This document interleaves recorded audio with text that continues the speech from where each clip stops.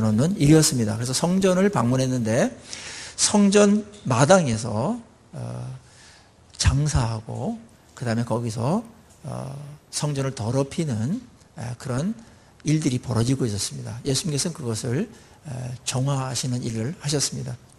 그러고 그들에게 기도해야 된다 그렇게 말씀하시면서 내 집은 만민이 기도하는 집이다. 그렇게 일컬음을 받을 것이라고 너희들 읽지 않았느냐. 그런데 왜 기도는 하지 않냐고 엉뚱한 자기 유익만 추구하는 탐욕이 가득한 곳으로 이곳을 만들었는가 책망하셨습니다. 그래서 기도를 굉장히 강조한 겁니다. 여기서의 기도는 하나님을 만나는 행위입니다. 성전은 뭡니까? 하나님을 만나는 겁니다. 이게 없으면은 거기에 무슨 예배가 드려지고 어떤 아름다운 제물이 드려지고 아름다운 파이프 오르간으로 찬양을 하더라도 아무런 의미가 없는 겁니다. 그것은 인간들의 종교 유희에 지나지 않습니다. 예배가 성공하는 것은 뭡니까? 하나님이 임하시고 하나님 우리를 만나주는 겁니다. 그게 된 다음에 다른 얘기를 할 수가 있는 겁니다. 오늘도 성령께서 우리 가운데 오셔서 여러분들을 만나주시는 정말 살아있는 예배가 되기를 간절히 축원합니다. 이게 있어야 됩니다. 그때 이제 우리가 하나님께 들을 말씀이 있고 또 우리가 하나님께 드릴 또 말씀이 있는 것이고 그래서 하나님과 아름다운 교제 속에서 하나님의 영광이 드러나고 하나님의 다스림이 이루어지는 겁니다. 그거를 예수님은 기도로 표현한 겁니다. 기도가 끊어지면 타락할 수밖에 없다. 기도가 교회에서 이루어지지 않으면 교회는 병들게 된다. 결국은 탐욕이 지배하는 그런 탐욕에 의해서 움직여지는 또 인간의 또 다른 그런 단체밖에는 되지 않는다. 이렇게 아주 단호하게 말씀하신 것입니다. 그리고 예수님께서 그 다음날 하루를 이제 주무시고 다시 성전에 들어가셨습니다. 이번엔 마당으로 들어가신 게 아니라 마당을 통과하셔가지고 이제 성전 안으로 들어가셨습니다. 안으로 들어가셔서 예수님께서 무엇을 하셨을까요? 성전을 회복하는 운동을 지금 계속 하는 겁니다. 이틀을 여기서 유하시는 겁니다. 이틀을. 성전에 들어가셔서 오늘 잠깐 지나가지만 굉장히 중요한 단어가 있는데 23절입니다. 예수께서 성전에 들어가서 뭐 했다고요? 가르치셨어요. 이 가르치는 겁니다. 이 말씀을 가르치는 겁니다. 설교하고 그 다음에 말씀을 풀어주고 하는 겁니다. 성전을 회복하는 것, 교회를 회복하는 것, 우리 개인을 회복하는 것, 하나님을 만나야 됩니다. 그리고 그의 말씀을 들어야 됩니다. 이게 핵심입니다. 말씀이 제대로 선포되지 않는 곳은 그것은 또 교회가 그 성전이 병들 수밖에 없고 또 변질될 수밖에 없는 겁니다. 정확하게 말씀이 말씀대로 선포되어야 됩니다. 이게 실패되어지면 다른 모든 충성이고 헌신이고 다 잘못된 길로 가는 겁니다. 이 충성이라든 거 헌신이라는 거 뭐 이런 거는 중립적인 가치입니다. 어디로 가는가 방향과 목적에 따라서 좋은 것이 될 수도 있고 그리고 아주 나쁜 것이 될 수도 있는 겁니다. 아주 지혜로운 것이 될 수 있는 것이기도 하고 아주 어리석게 그지없는 것이 될 수도 있는 겁니다. 그러니까 말씀이 굉장히 중요한 것이죠. 그래서 예수님께서 말씀을 여기서 가르칩니다. 성전 안에 들어와서 정말 성전이 성전되게 하기 위해서 말씀을 가르친 겁니다. 이 말씀에 대한 중요성은 아무리 강조해도 지나치지 않습니다. 말씀에 의해서 그 교회가 움직이면 하나님께서 존경히 여기시는 하나님의 통치가 이루어지는 것이고 말씀이 아닌 그 다른 것에서 움직인다면 그것은 교회가 아닙니다. 그것은 하나님의 나라가 아닌 겁니다. 하나님의 통치 바깥에 있는 겁니다. 아무리 하나님의 이름으로 모였다 하더라도 그의 말씀에 의해서 다스림 받지 못하고 그 말씀에 의해서 통치되지 않는다면 그것은 세상입니다. 오늘 예수님께서는 이 성전에서 그동안에 이루어지지 못했던 기도에 대해서 하나님을 만나는 이 문제에 대해서 언급하셨고 그 다음 날은 말씀에 대한 이 부분을 회복하기 위해서 친히 말씀이신 그분이 말씀을 강론하는 일이 벌어지는 겁니다. 사도행전 2장 42절에도 이제 초대교회가 잉태됩니다. 초대교회가 이제 성령 임하심으로 인해서 구약에 그렇게 막 그림자처럼 이스라엘 나라가 이제 교회의 그 그림자였거든요. 그게 이제 탄생합니다. 그때 처음 성령 충만한 신약 교회가 어떤 일을 했는지를 가장 집약적으로 말씀한 구절이 사도행전 2장 42절 아닙니까? 그들이 사도의 가르침을 받아서 서로 교제하고 떡을 떼며 오로지 기도하기를 힘썼다. 이렇게 되어 있습니다. 이게 이제 교회의 본질입니다. 말씀을 가르침을 받아서 다른 거 다 해야 되는 겁니다. 우리가 하기 이렇게 원하는 것 하는 것이 교회가 아닙니다. 인간들이 좋아하는 거 하는 게 그게 교회가 아닌 겁니다. 물론 하나님께서 말씀하신 건데 나도 좋고 우리도 좋은 거는 굉장히 좋은 겁니다. 최상의 상태일 겁니다. 그렇지만 교회는 언제나 인간이 좋아하고 인간의 필요를 따라가지고 움직이는 성향이 너무나 강하기 때문에 하나님의 말씀이 그대로 정직하게 선포되지 않고 그러면 인간의 그런 욕망을 따라가게 되어 있습니다. 그걸 우리는 변질이라고 말하는 것이고 외도라고 말하는 겁니다. 심각한 상태에 있습니다. 언제나 이 교회가 타락할 때 보면은 말씀의 권위가 떨어져 버리고 말씀은 좋아하지 아니하고 묵상하지 않고 다른 거 묵상하고 다른 거 얘기하고 교회 와가지고 그러면서 교회는 자연스럽게 많이 얘기하는 것을 쫓아가게 되어 있습니다. 예수님은 교회는 그런 것이 아니다. 성전은 그런 것이 아니다 하면서 말씀을 그대로 선포하는 일을 하셨습니다. 이 말씀에 대한 회복, 말씀으로 돌아오는 이런 일은 우리의 생명과 관계된 것이고 우리의 구원과 관계된 것이고 우리의 미래와 관계된 겁니다. 그래서 구약에서도 내내 너희들 말씀으로 돌아와야 된다. 제사가 우선이 아니다. 제물이 우선이 아니다. 말씀 순종하는 가운데서 그게 들어질 때 하나님 기뻐하시지. 말씀은 관심도 없고 말씀은 하나도 안 듣고 무슨 제물만 드린다든지 제사만 많이 드린다든지 그런 거에 대해서 하나님이 구역질 난다 그렇게 말씀하셨습니다. 역겨운 겁니다, 그것은. 그래서 문을 닫았으면 좋겠다. 이 성전의 문을 닫았으면 좋겠다. 그 가정스러운 그 제물 나 싫다. 그거는 자기 위로고 자기 만족인 겁니다. 하나님의 말씀으로 돌아오는 길만이 우리가 사는 길이고 또 우리가 교회가 다시 건강하게 또 복되게 회복되는 길인 줄로 믿습니다. 예수님께서 이 가르치실 때 이것을 방해하는 또 세력이 나타났습니다. 그것은 대제사장들과 바리새인들이었습니다. 설교를 막 하고 있었습니다. 그때 많은 사람들이 말씀에 굶주린 사람들이 막 그 인파들이 몰려들었습니다. 예수님 말씀을 쫙 듣고 있었습니다. 저런 말씀을 들어야 된다. 앞에서도 이제 그런 예루살렘 오시기 전에도 예수님의 그 설교를 듣고서 많은 사람들이 감동을 받고 그 서기관들이 하는 설교와는 완전히 권위가 다르다. 그렇게 하면서 인정한 바가 있었습니다. 그들도 그 머릿속에 또 있었을 겁니다. 말씀에 대한 이 그리움이 있습니다. 영혼이 살아있는 사람들에게는 이 말씀에 대한 갈증이 있습니다. 갈망이 있습니다.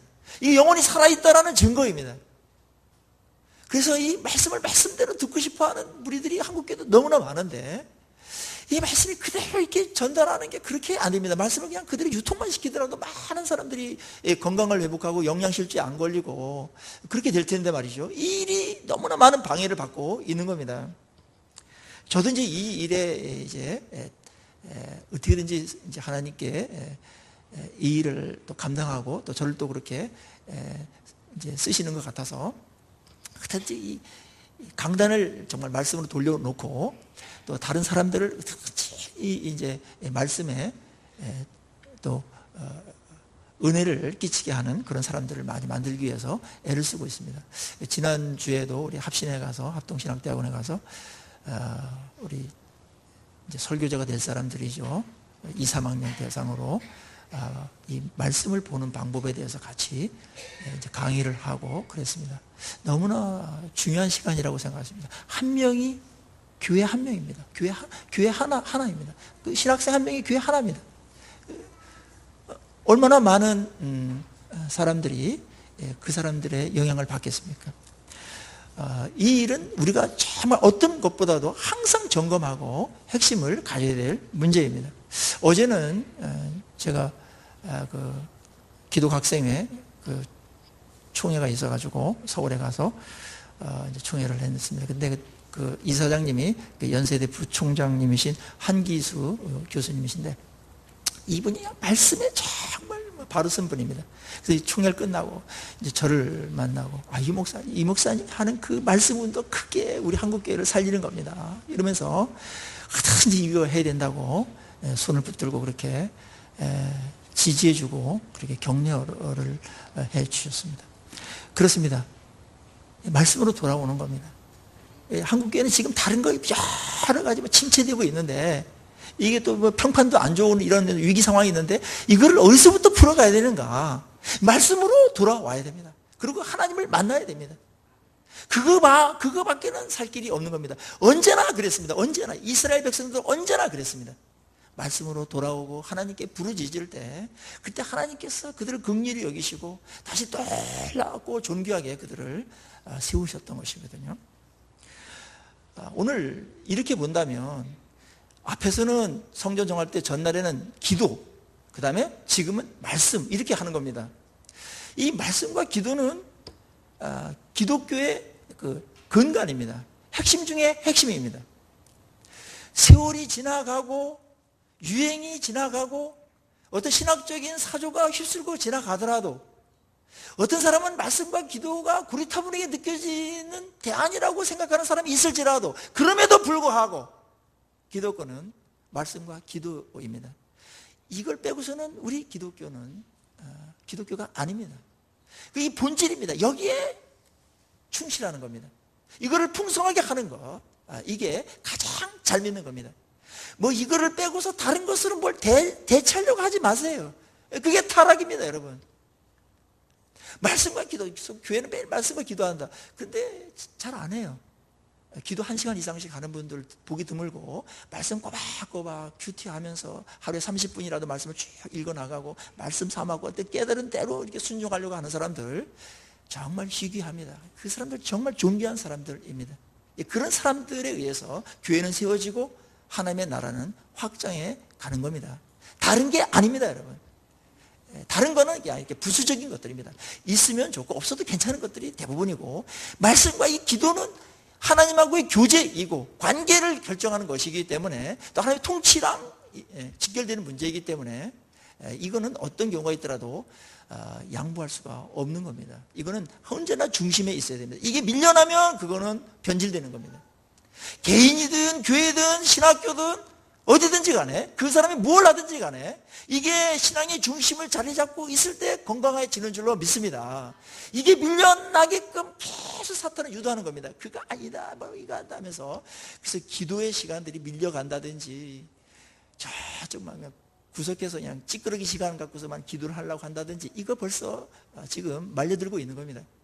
이 말씀을 이렇게 사모하고 말씀해야 되는데, 말씀 위에 다른 거 막 드라마만 보고 막 이렇게 한다든지, 그거 그렇게 정상적인 게 아닙니다. 이 말씀이 우리를 살리고 회복시키시고 하나님의 영광스러운 다스림 속에 들어가도록 하는 정말 축복 중에 축복인 줄로 믿습니다. 그래서 시편 1편은 복을 거론하면서, 복 있는 사람은 오직 여호와의 율법을 즐거워하여 그 율법을 주야로 묵상하는 자다라고 이렇게 딱 복에 대한 개념, 복된 사람을 딱 정해놨습니다. 다윗은 복에 대해서 거론할 수 있는 사람입니다. 자격이 있어요. 그 사람은 뭐 영적인 축복, 육적인 축복을 막 넘치도록 받았던 사람인데, 그 중에 최고의 복 중에 복은 뭐냐면 말씀을 즐거워하고 말씀을 묵상하는 것이라고 결론 지었습니다. 인생을 전체를 종합할 때 이거보다 더 큰 복이 없다. 이거야말로 오리지널 복이다. 다른 모든 복들은 이거로부터 흘러 들어오는 것이고 이거에 대한 결과물에 불과하다. 이렇게 되는 겁니다. 이 복에 대한 개념이 바뀌어야만 교회가 살 수가 있는 겁니다. 말씀을 묵상하고 말씀을 즐거워하는 것이, 또 말씀을 순종하는 것이 최고의 축복인 줄로 믿습니다. 이 개념 하나만 붙들고 있으면 우리 인생은 정말 복될 겁니다.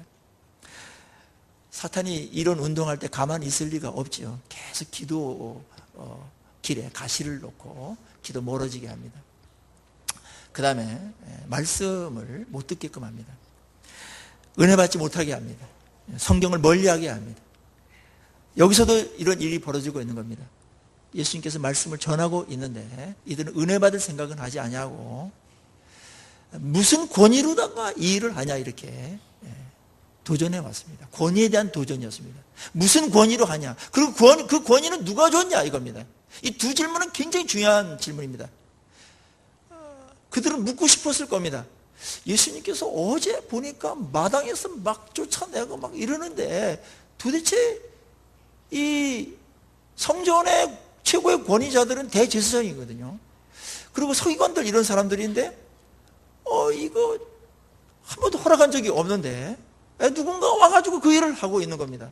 또 오늘도 보니까 설교 좀 해주십시오 이렇게 하지 않았는데 와서 말씀을 선포하고 있는 겁니다. 당연히 묻을 수밖에 없죠. 도대체 무슨 권위로 이 일을 합니까? 또 당신은 그 권위 누구로부터 받았습니까? 우리는 사내들인 의회에서부터 받았고, 그 다음에 시저로부터도 받고, 헤롯 왕으로부터도 받고, 이렇게 이제 권위가 이제 주어짐으로써 자격이 주어지는 거거든요. 근데 그런 것이 예수님에게는 있지 않았습니다. 예수님은 직접 하나님으로부터 받은 겁니다. 하나님으로부터. 그래서 이 일을 지금 하고 있는데 권위에 대해서 지금 묻고 있는 겁니다.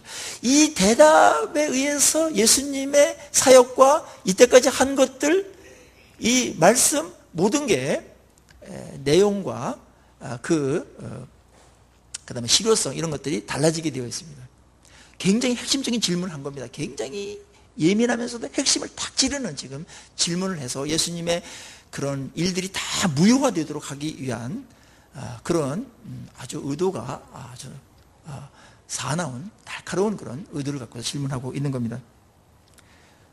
예수님께서 그 권위에 대해서 질문했을 때 예수님께서 즉답을 하지 않으셨습니다. 왜냐하면 이들이 그거에 대해서 얘기하면 내가 하늘로부터 왔다 그러면 참담하다 이래가지고 잡아 죽이려고 그러고 나는 그냥 내가 알아서 한다 그러면 왜 하냐 그래서 못하게 할 거기 때문에 예수님은 그 질문의 의도를 아시고 오히려 당시에 랍비들이 이제 했던 방법 중에 하나인데 누가 질문을 하면 질문으로 답하는 것이 있었습니다. 그 방법을 쓰였습니다.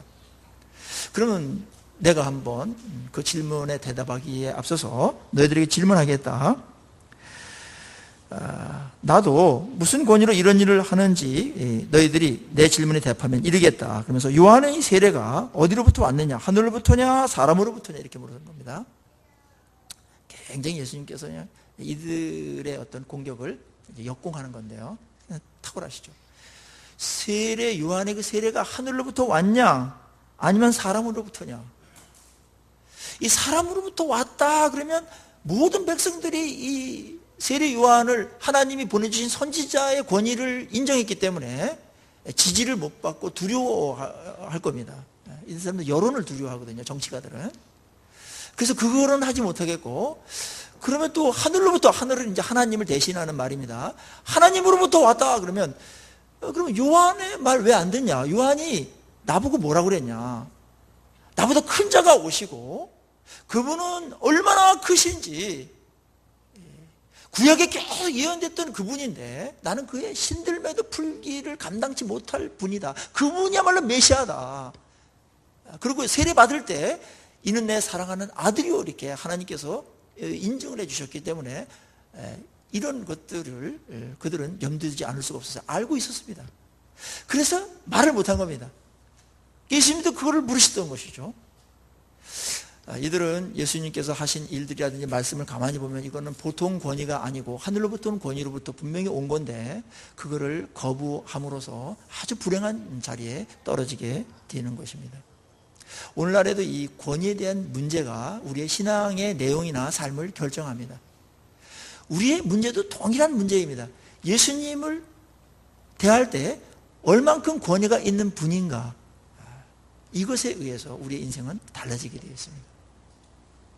우리는 어떤 권위를 권위로 인정하는가 이겁니다. 그리고 모든 관계는 이 권위랑 연결되어 있거든요. 이 하나님이 최고의 권위입니다. 온 우주의 권위입니다. 무소불위의 자리에 그분은 있는 겁니다. 황제들은 그 하나님께서 주신 권위를 빌려 쓰다가 나중에 다 반납하는 겁니다. 대통령도 다 반납하고 오바마도 다 반납해야 되는 겁니다. 당분간은 반납하면 아무것도 아닌 게 되는 겁니다. 하나님만 영원하십니다. 권위는 하나입니다. 거기서부터 나오는 겁니다. 세례 요한을 하나님께서 권위자로 세우셔서 예수님을 이렇게 드러내서 예수님의 권위를 드러내는데 쓰였습니다. 그게 이제 평탄케 하는 일이었습니다. 이들은 본인들이 굉장히 권위 있다고 생각했습니다. 세상에는 이 세상이 주는 권위가 있긴 있어요. 무슨 뭐 이렇게 학위를 받는다든지, 그럼 그쪽 방면에 권위가 생기고, 전문가가 되면 권위가 생기고, 그 다음에 무슨 뭐 이렇게 안기부장이 되면 거기 나름대로 권위가 생기고, 또 뭐 별을 달면 또 권위가 생기고 그럽니다. 각자의 이제 그런 게 있는데, 그런 것들은 이제 그때뿐입니다. 그게 지나가면은 아무것도 아닌 겁니다. 권위가 다 없어지는 겁니다. 빌려 쓰는 겁니다. 그거 위에 영원한 권위가 있습니다. 이게 하나님의 권위입니다. 어떤 권위를 붙드는가에 따라서 우리의 인생은 너무나 달라지게 되어 있습니다. 예수님은 우물쭈물하는 그들에게 이렇게 몰아세우면서 물었습니다. 두 아들이 있었다. 그런데 한 아들은 아버지가 너 가가지고 이런 일을 해라. 그렇게 포도원에 가서 일을 해라. 그러니까 그 첫째 아들은 아버지 가겠습니다. 그러고 가가지고 안 했다. 불순종했다. 근데 둘째 아들은 가서 포도원 가서 일해라. 그러니까 싫습니다. 이렇게 하고 그 후에 뉘우쳐가지고 가서 일을 했다. 그러면은 누가 아버지의 뜻대로 한 자들이냐. 이렇게 또 질문을 한 겁니다. 그때 이들은 둘째 아들입니다. 이렇게 말한 겁니다. 이 첫째 아들은 누가 보더라도 이 지금 바리새인과 대제사장을 비유한 겁니다. 그걸 빗대서 한 겁니다. 그들은 스스로 잘 믿는다고 생각했습니다. 하나님 얘기 많이 하고 그다음에 다 종교적인 용어들입니다. 그런데 실제로는 순종하지 않았어요. 혼자 다 믿는 것 같은데 딱 가보면 순종을 안 해. 그거는 불순종이라는 겁니다. 그런데 둘째 아들은 여기 나온 대로 주님께서 나오죠. 그때 창기들, 세리들 뭐 이렇게 이제 죄인들로 이렇게 취급받았던, 그들이 사람 취급도 별로 안 했던 그런 사람들인데 맨 처음에는 몰랐어요. 그래가지고 안 합니다. 저는 싫습니다. 이래가지고 했는데 나중에 뉘우치고 돌아와가지고 이러면 안 되겠네. 이래가지고 이제 순종을 한 겁니다. 그런데 그들은 구원을 받고 존귀한 자가 된다는 겁니다. 자, 여기서 이제 권위의 문제와 연결시켜가지고 주님께서 하는 이 부분을, 이 논리를 잘 붙들어야 됩니다. 자, 진정한 권위를 인정하는 것은 무엇으로 결정된다? 순종입니다. 뭐 거기서 무슨 말을 했든지 그거는 겉으로 난 고백이고 그냥 말뿐입니다. 진짜 권위를 인정하는 것은 그분의 말을 굉장히 귀한 것으로 받아들이고 순종할 때 그분의 권위를 인정하고 그분의 권위를 높이는 겁니다. 이때 하나님께서 영광을 받는 겁니다. 그래서 예배 시간에 가장 큰 게 하나님께 영광을 돌리는 것은 하나님을 하나님으로 대접하는 겁니다. 하나님을 하나님으로 대접한다는 얘기는 하나님에 걸맞게끔 하나님의 권위를 인정하는 겁니다. 거기서 찬양이 터져 나올 수밖에 없습니다. 그리고 우리의 죄를 고백할 수밖에 없습니다. 그리고 그분이 말하는 거에 대해서 시시하게 들을 수 없습니다. 아주 그분의 말에 대해서 굉장히 귀하게 듣고 목숨처럼 생명처럼 듣는 겁니다. 그리고 그걸 결단하고 그렇게 살려고 몸부림치는 겁니다. 이거를 최고의 영광으로 주님께서 받으시는 줄로 믿습니다. 이거 외에 다른 거로 영광 돌리려고 떼우려고 하지 마세요. 이게 된 다음에 뭐 다른 거 됩니다. 다른 거. 뭐 헌금도 하고 뭐 다른 거 찬양도 하고 다른 봉사도 하는 거, 말씀 순종하고 그 권위를 인정하면서 그거 할 때는 하나님이 기쁘게 받으시지만 권위를 인정하지 않으면서 뭐 하는 거 다 그거는 하나님을 기쁘게 할 수가 없는 겁니다. 그렇지 않습니까? 여러분들이 어떤 권위들이 다 있죠. 그런데 어떤 사람들은 뭘 하긴 하는데 권위자를 무시하면서 일을 해. 그럼 권위자가 기분이 좋을 리가 없습니다. 기쁘지 않습니다. 일을 아주 못하는 것보다는 낫지. 안 하는 것보다는 낫지. 가장 최선의 방법은 고백도 잘하고 주님 그렇게 하겠습니다. 아버지 그렇게 하겠습니다 하고 그 고백대로 가가지고 순종하는 거는 최고 잘하는 겁니다.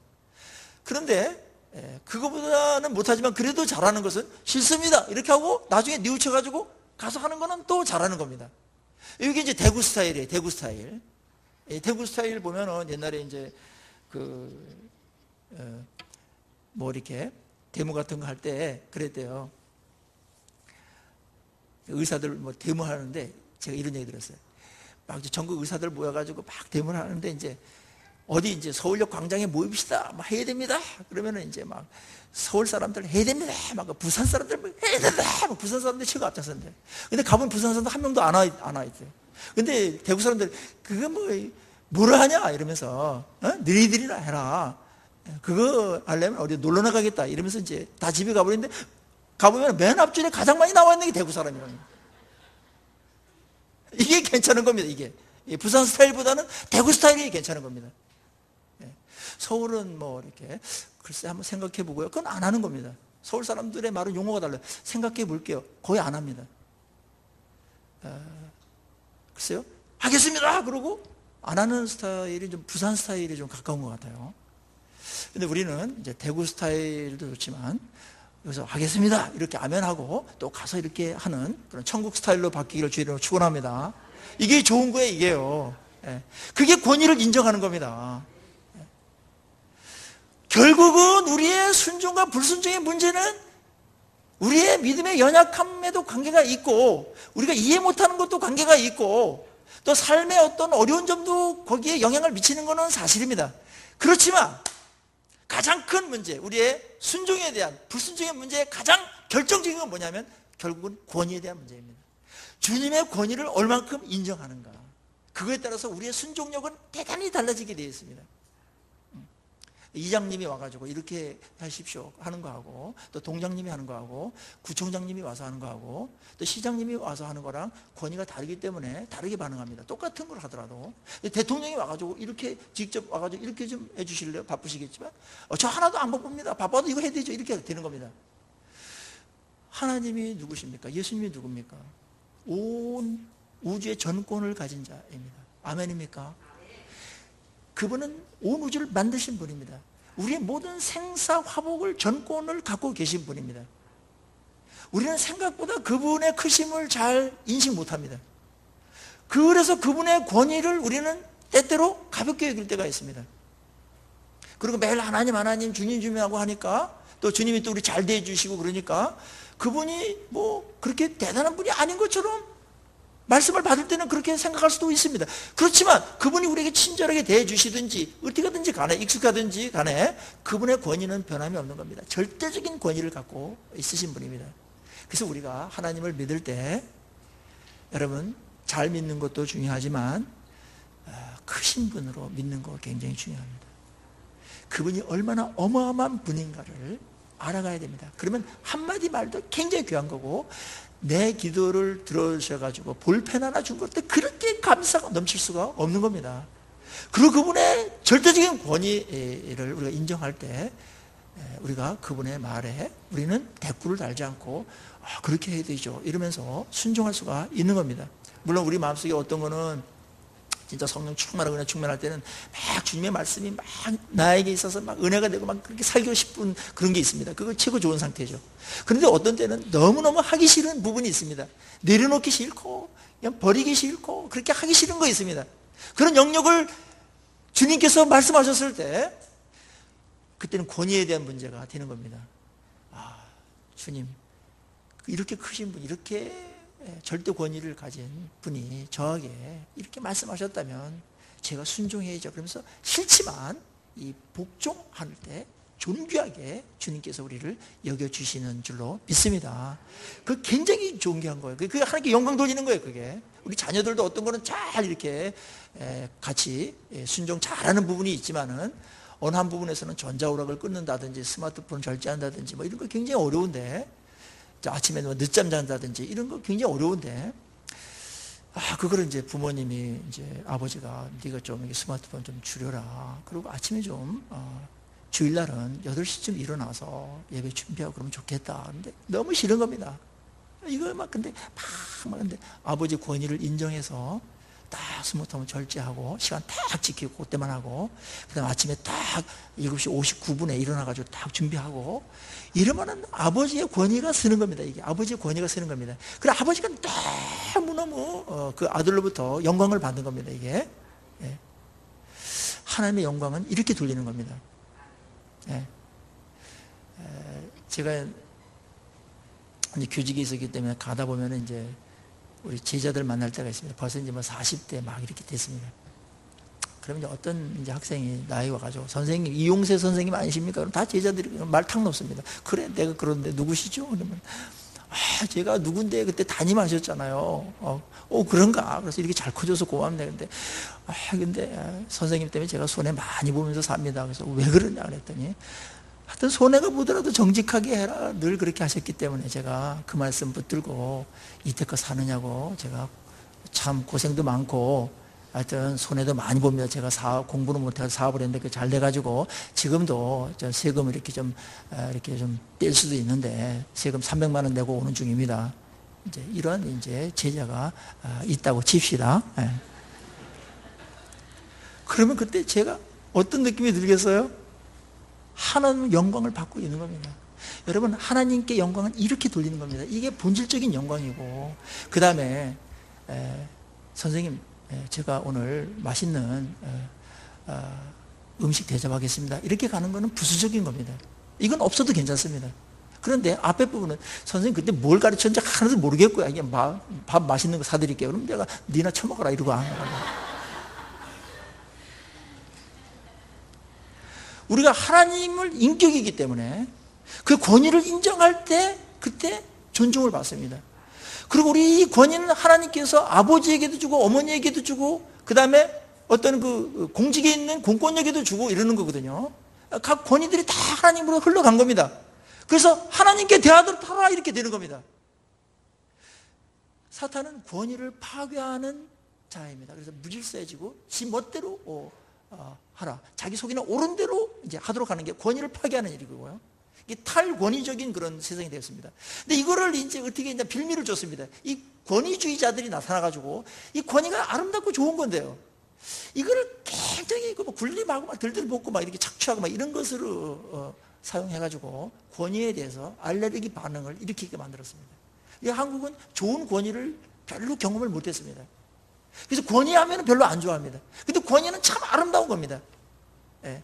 그 권위를 서로 인정할 때 굉장히 화목해지고 관계가 좋아집니다. 권위를 인정하지 않는 상태에서 관계가 좋아질 수는 없습니다. 그것이 부모와 자식의 관계든 부부의 관계든지 어느 관계든지 상사와 직원의 관계든지 어떤 관계든지 권위를 존중해 줄 때 어떤 경우라도 권위는 존중되어야 됩니다. 권위까지 짓밟으면 그거는 하극상입니다. 그거는 창조 질서를 깨는 겁니다. 오늘 이 바리새인들은 지금 최고의 권위가 왔는데도 불구하고 자기네 알량한 이익과 기득권 때문에 그거를 무시합니다.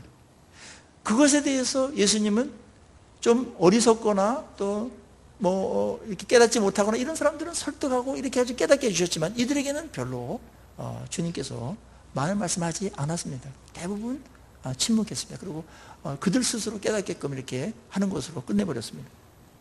오늘 여기에서 우리는 대부분 둘째 아들에 해당됩니다. 둘째 아들은 맨 먼저 내가 교회 안 나간다, 뭐 하나님이 누구냐 이렇게 거역했던 자들입니다. 권위를 인정하지 않고 싫습니다 이렇게 했던 자들입니다. 그런데 뒤늦게 깨달은 겁니다. 깨달아 와가지고 이게 맞네 이래가지고 이제 하나님 인정하고 예수님으로 인정하고 구세주로 인정하는 겁니다. 구세주로 인정하는 게 뭡니까? 권위를 받아들이는 겁니다. 회개하는 게 뭡니까? 그가 용서를 베푸는 자라는 권위를 인정하는 겁니다. 그래서 우리가 주님께 나오고 주님을 인정하고 주님을 믿고 그 다음에 회개에 기도하고 그런 걸 너무너무 좋아하십니다. 주님께서 기뻐하십니다. 주님을 인정하는 거기 때문에 귀찮아하지 않습니다. 권위를 인정하는 행위이기 때문에. 그래서 이제 그가 나중에 와가지고 또 이렇게 순종을 하게 됩니다. 과거에 뭐 어떻게 했다는 주님께서 묻지 않습니다. 중요한 것은 지금 이제 주님을 주님으로 인정하고 주님의 말씀대로 이제 순종의 결단을 하는 겁니다. 그럴 때 하나님께서 존경하게 우리를 만들어 가십니다. 거기 하나님의 나라가 임하게 되는 겁니다. 순종은 최고로 아름다운 겁니다. 순종은 최고의 축복입니다. 순종하는 것은 하나님의 권위를 최고로 인정하는 겁니다. 우리는 주님의 권위를 얼만큼 인식하고 또 인정하고 그렇게 살고 계십니까? 많이 예수님의 이름을 부르고 하나님의 이름을 불러서 익숙해졌다고 해서 그 권위가 실추되면 안 됩니다. 세상과 사탄은 합작을 해가지고 이 권위들을 다 지금 깨기 시작하는 겁니다. 엄청나게 권위가 무너졌습니다. 선생님의 권위가 무너졌습니다. 옛날에 막 그림자도 안 밟았는데 요즘은 너무 무너져서 선생님들이 너무나 괴로워합니다. 방학이 없으면은 선생님들 다 사표낼 겁니다. 말을 막 해버리니까. 그래서 선생님들이 막 이렇게 좀 이렇게 야단치고 그러면은 동영상 찍어요. 막 이런 놈들이 생기는 겁니다. 이 교육이 되지 않는 겁니다. 이게 망할 길로 가는 겁니다, 이게. 이거는 이제 위에서 권위에 대해서 부정한 어떤 그런 일들이 벌어져 그런 세력들에 의해서 건강한 권위까지도 다 없어져 버린 겁니다. 그럼 거기에 교육이 되지 않습니다. 거기에 말씀이 힘을 잃어버립니다. 말씀이 쓰지 않습니다. 그러면 지멋대로 살아가는 겁니다. 이게 사탄이 원하는 세상입니다. 오늘 예수님께서는 권위에 대한 도전을 받고 있는 겁니다. 오늘날도 똑같습니다. 예수님의 권위를 우리가 인정하고 순종함으로 인해서 주님의 권위, 실추된 권위를 회복해 드리는 우리 모두가 되기를 간절히 축원합니다.